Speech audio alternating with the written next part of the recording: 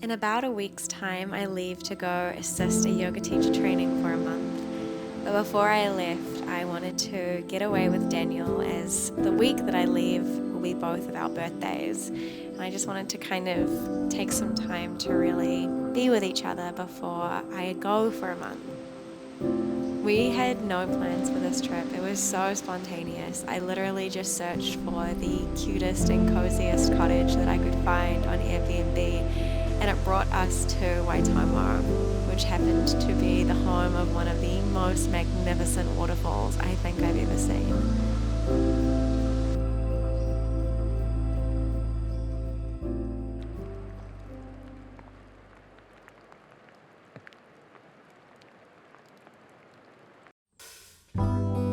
We just so happened to get one of the rainiest weekends of the spring so far, but it was actually so super lovely to just be cozied up inside with a hot cup of tea, cheese boards, and wine. Open air, side by side we sway there in all the colors. Summer love,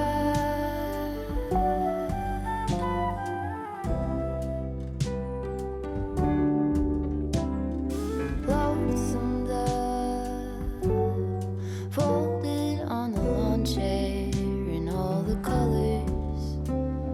Summer love,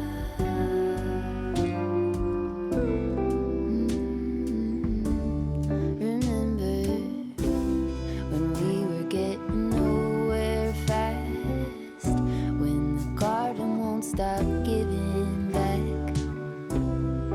Honeysuckle, fresh cut grass. I could really use some stuff like that.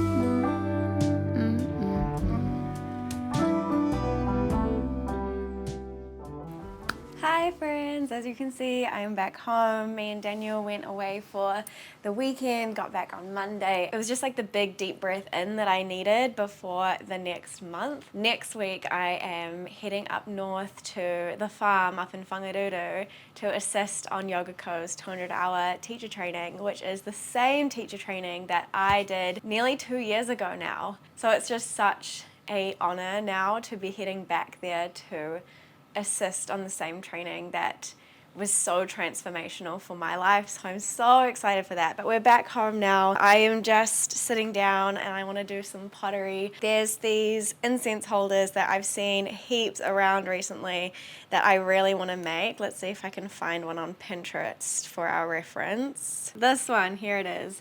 This little like swirly whirly, the little swirly whirly guy. Oh my god, there's so many cute ones. Look at that.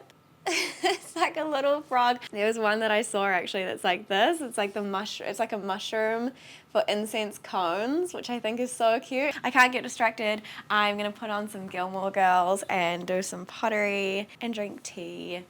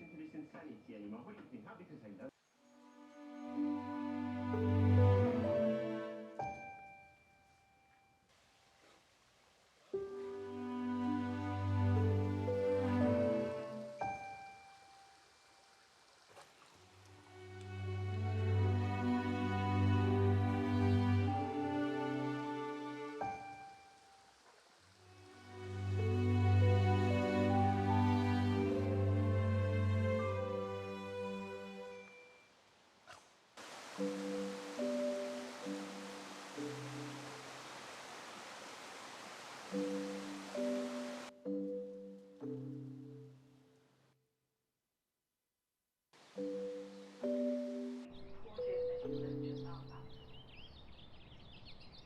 Breathing into the entire cellular structure. Exhale, left arm down, left leg back. Right arm to stride, revolve half knee.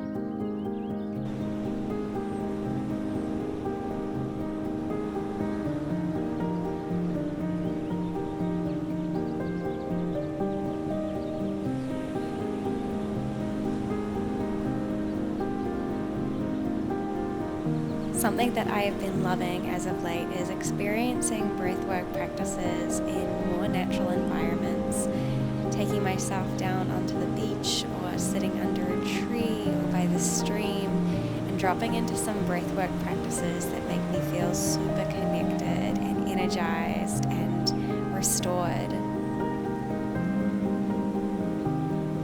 I think there is something really magic about this knitting of nature and breath. And it's inspired me to maybe start up some breathwork practices out here just on the beach. So if you feel like that is something that you would like to be part of or come along to, leave me a comment so I can gauge interest and perhaps put on little mini breathwork practices down on the beach. There's something really potent about breathwork and the sound of the ocean.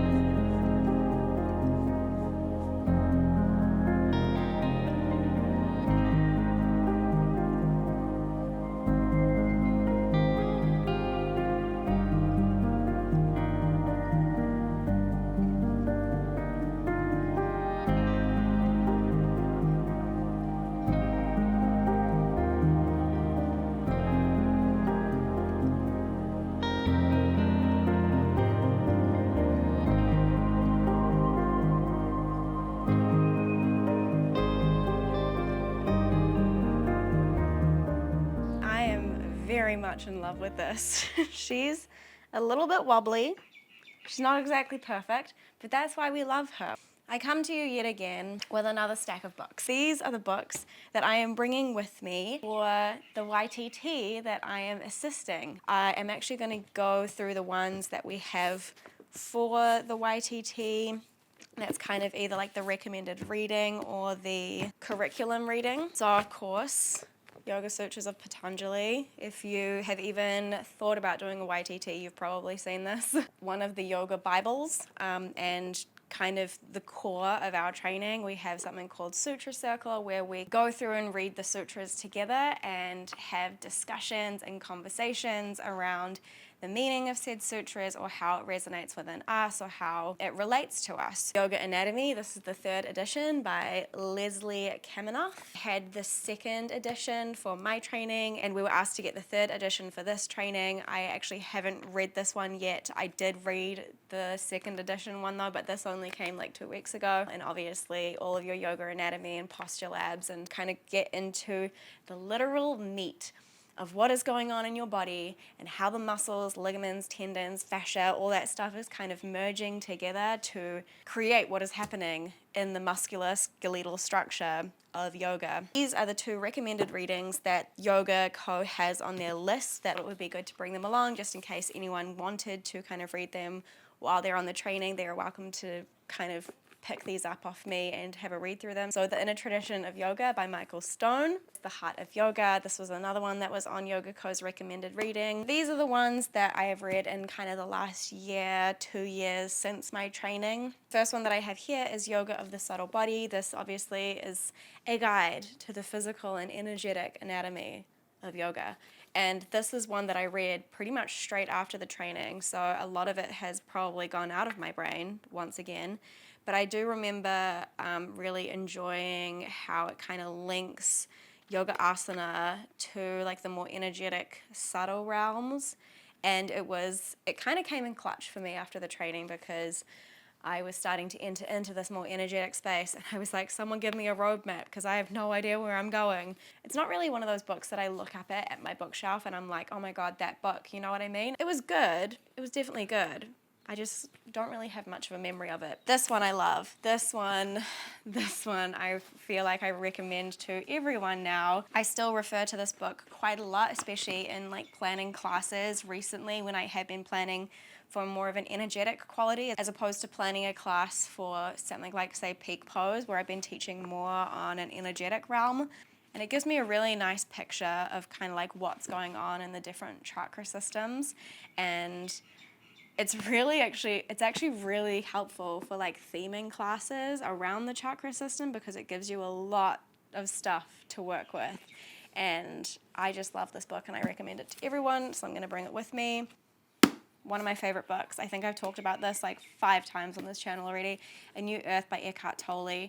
Incredibly powerful book and a really great book for after YTT when I had like a lot of this like expansion going on and I kind of needed it to be like regrounded. The Yamas and Niyamas, Exploring Yoga's Ethical Practice by Deborah Adele. This book was really, really great. I read this recently, this year I'm pretty sure, especially as someone who is just learning the Yamas and Niyamas. I feel like it's a really practical little handbook. And it's a pretty fast read. Like I feel like you could power through this in like a couple of hours. This is the one that I am holding close to me for the duration of this training. I feel like I'm going to reread it while I'm away. It's The Essence of the Bhagavad Gita by Paramhasana Yogananda. I love this book so much. I've actually been reading it. This is one of the things that I've been doing in preparation as I've started rereading it. And it's just such a powerful explanation and commentary on the Bhagavad Gita. I feel like this is going to be my little Bible for the month that we are gone, just to connect me in deeply with the purpose of what it is that I am there to do and what it is that I am here to do. So those are my books that I'm bringing for this YTT.